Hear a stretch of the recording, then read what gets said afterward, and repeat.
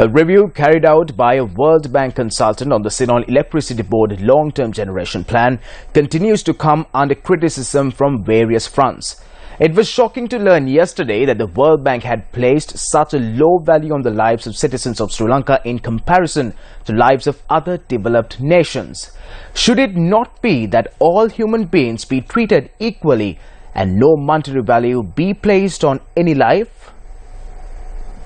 CEB has approached the World Bank and hired a consultant and has done a study to whitewash the coal plan of the CEB, stating that it's the best option.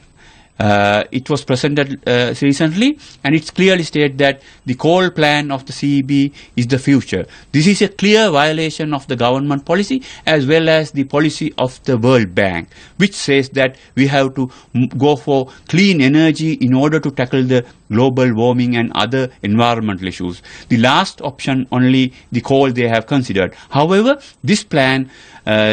which was reviewed by the World Bank consultant, says something else, which is contrary to the government policy and the World Bank policy. Therefore, we should be very careful on this matter, because we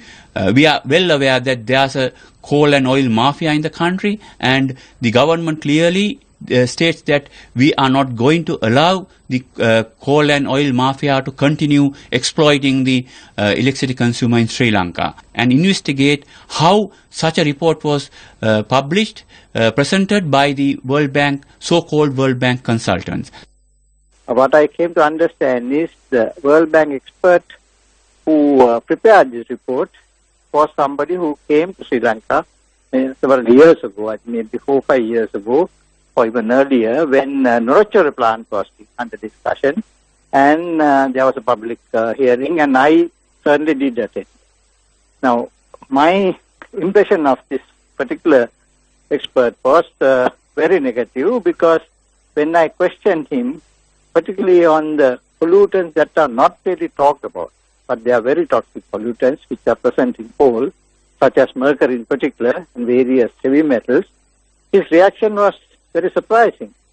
He pretended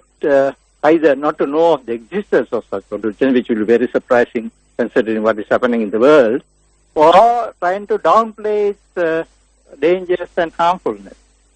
So, what surprised me very much was how come that the same person had been called for to produce another report on